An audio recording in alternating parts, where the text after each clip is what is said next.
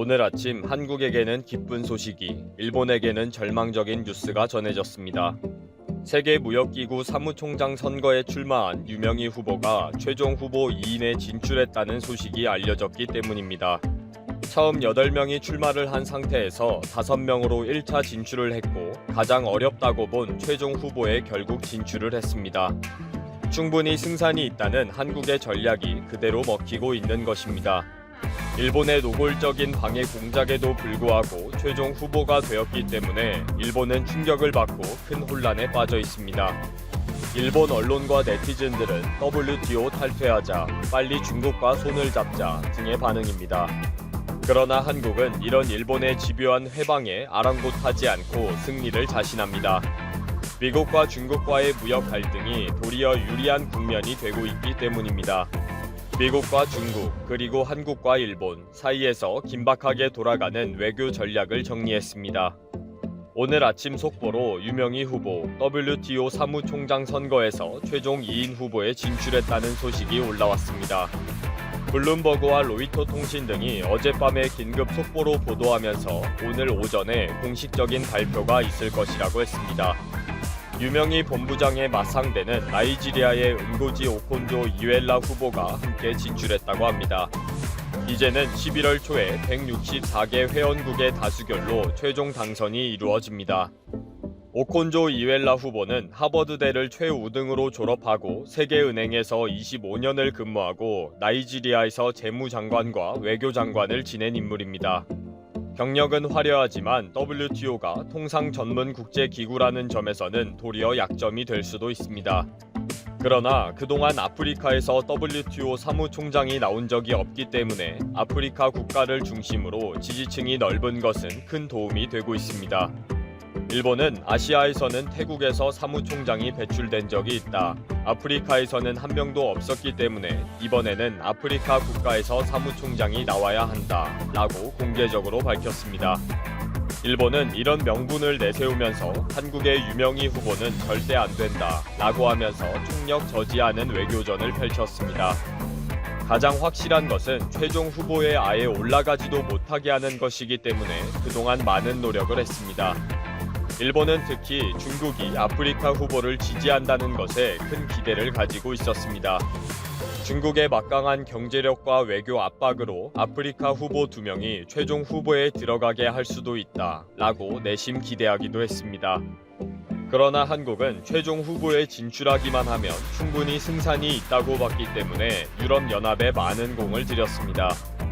유럽연합이 유명희 후보를 최종 후보에 진출하도록 합의만 해준다면 미국과 중국과의 경쟁 구도로 바꿀 수가 있다고 본 것입니다. 특히 아프리카 후보를 중국이 지지하고 있다는 사실이 공공연하게 밝혀지면서 도리어 유리한 국면이 될 것이다 라고 보았습니다.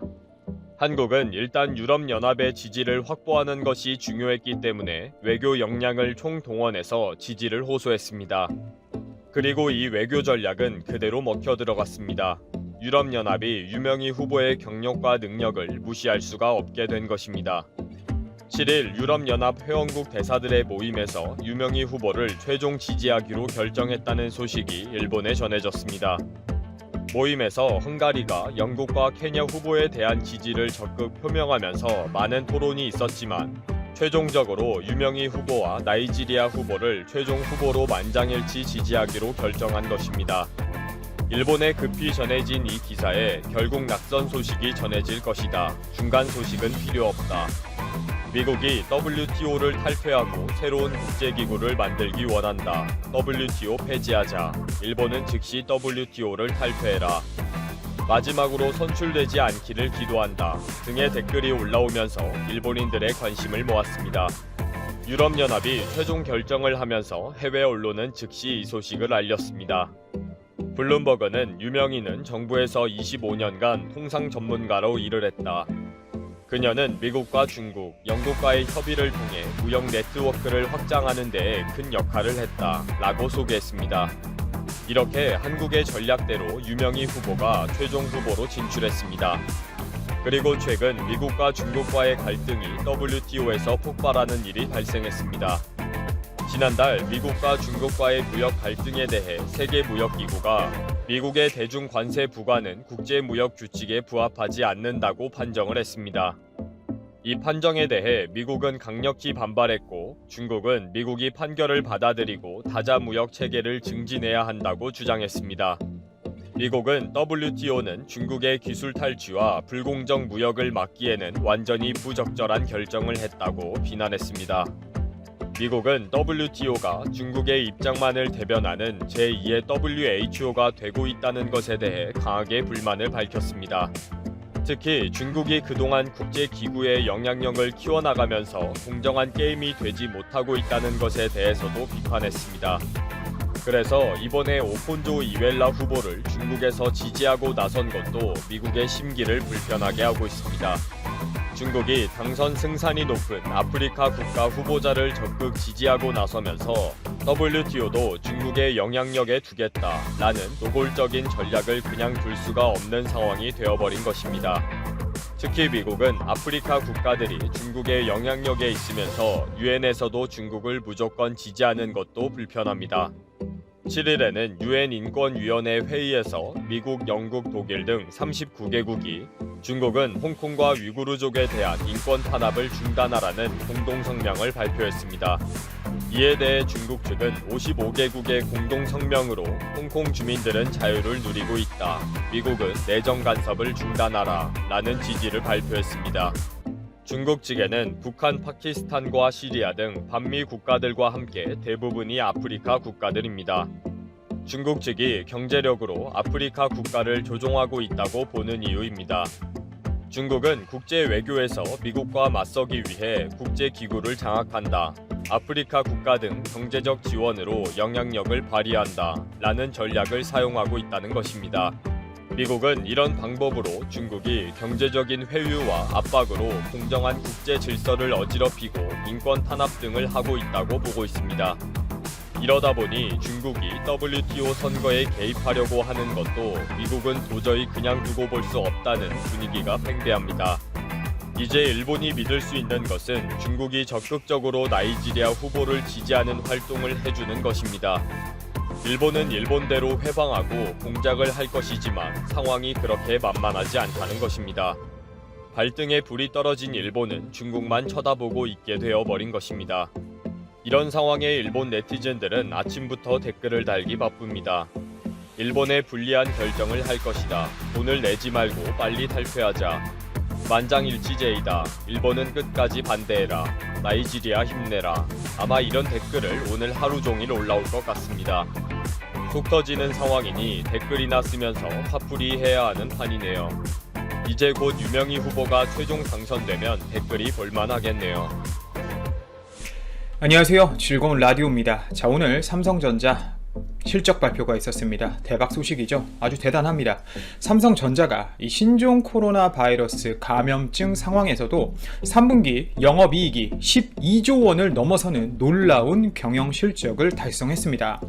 우선 갤럭시 노트 20 등 스마트폰 신제품 출시와 TV 가전 부문의 펜트업 수요가 폭발하고 우려했던 또 반도체 부문도 기대 이상 선전해 주면서 2년 만에 최고 실적을 올렸는데요. 매출은 66조 원 수준으로 분기 실적으로는 역대 최대치에 근접하거나 넘어설 것으로 보입니다. 실제 삼성전자 측에 따르면 3분기 연결 기준 잠정 실적을 집계한 결과 12조 3천억 원의 영업이익을 기록했다고 8일 공시했습니다. 이는 10조 원 초반 정도로 예상됐던 시장의 전망치를 크게 상회하는 수준인데요.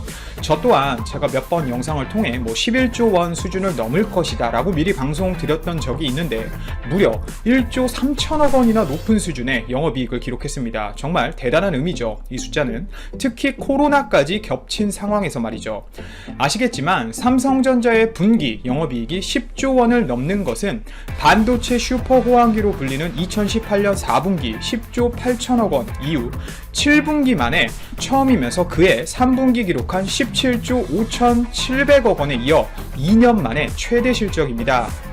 매출액은 66조 원으로 잠정 집계되었는데 종전 분기 최고치인 2017년 65조 9,800억 원을 넘어선 것이나 이달 말 발표되는 확정 실적에서 다소 조금 낮아질 가능성도 있지만 만약 이 66조 원이 그대로 유지되면 사상 최대 실적이 될 예정입니다. 3분기 영업이익률은 18.6%로 1분기 11.6%와 2분기 15.4%보다 훨씬 개선되었는데요.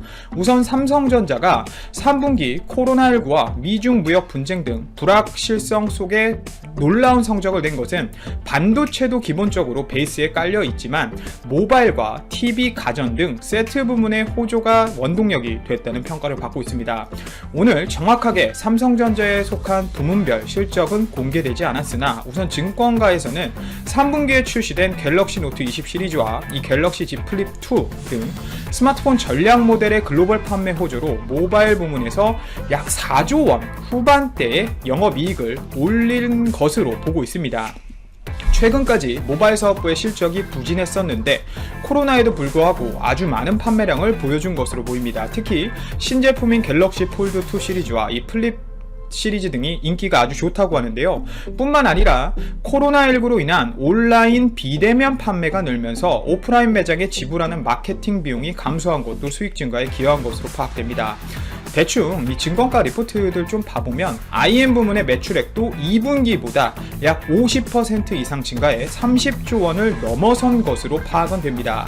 3분기 펜트업 수요, 방금 제가 말씀드린 이 펜트업 수요라는 것은 우선 여러 가지 의미가 있겠지만 뭐 바꾸고 싶었는데 제품들을 코로나 때문에 경제생활을 못하다가 이 경제생활이 시작이 되면서 기존에 구매하려던 사람들이 못하던 억눌렸던 소비를 한 부분도 있고 최근 코로나 블루라고 해서 이런 우울증들을 경제활동과 소비를 통해 스트레스를 푸는 수요도 포함이 되어 있습니다. 결국 이런 덕분에 TV와 가전 판매도 호조를 보이면서 소비자 가전 부문에서도 1조 원이 넘는 수익을 올릴 것으로 파악되고 있습니다. 특히 이 국내를 비롯해서 북미, 유럽 등지의 펜트업 수요가 강하게 나타나면서 프리미엄급 TV와 신가전 등이 잘 팔렸다고 하고 삼성전자 이 CE 부문의 영업이익이 1조 원을 넘을 경우에는 2016년 2분기를 뛰어넘는 역대 최고 실적이 또 예상이 되고 있습니다. 그리고 가장 관심이 많으신 부분이죠. 이 드디어 반도체 부문입니다. DS 부문인데 우선 반도체는 당초 서버용 메모리 수요 감소와 가격 하락으로 상반기보다 부진할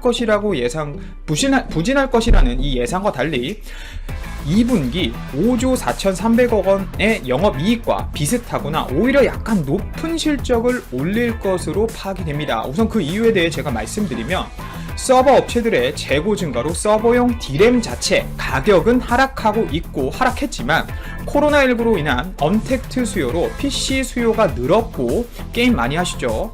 그리고 PC로도 영상 많이 보시고 추가적으로 신규 스마트폰과 게임 콘솔 판매가 늘면서 모바일 반도체 자체와 이 그래픽 D램 등의 판매가 호조를 보여왔기 때문이죠. 또 뿐만 아니라 특히 3분기 미국 제재를 앞둔 중국의 화웨이가 반도체를 먼저 구매하려고 나서면서 서버 수요 감소를 일부 상쇄했다는 평가 자체도 나오고 있습니다. 특히 몇 달 전부터 대충 수출액을 저희가 봐보면 다른 부분은 줄고 있지만 반도체가 어김없이 막 43% 등 급증한 모습이 바로 이 근거를 뒷받침하는 것이죠.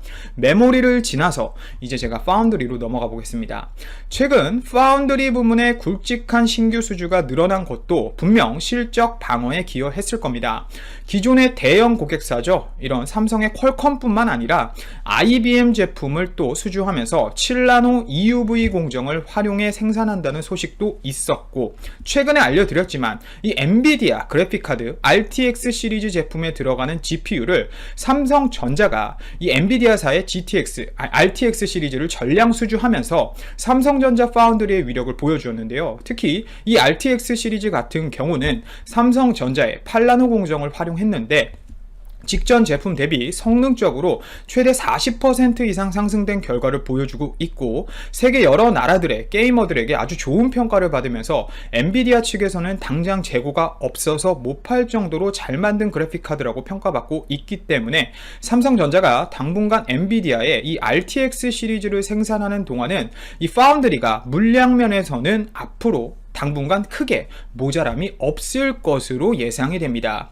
자, 다음은 디스플레이인데 지난 2분기죠. 약 1조 원에 달하는 애플의 보상금이 포함되면서 흑자를 냈던 디스플레이 부문은 3분기에는 일회성 수익이 없지만 그래도 3천억 원 수준에서 4천억 원 수준 이상의 영업이익을 거둔 것으로 파악이 됩니다. 특히 애플 스마트폰인 아이폰 12가 이번 달 공개 예정이고 여기에 삼성 디스플레이의 OLED 패널이 아주 많이 들어갈 거기 때문에 당장 4분기와 또 내년 1분기는 좋은 실적을 예상해 볼 수 있을 것 같습니다. 뿐만 아니라 최근 디스플레이 가격 상승과 TV, 스마트폰 판매 증가 등이 호재로 작용하고 있기 때문에 실적 개선의 여지는 분명하다고 보고 있습니다.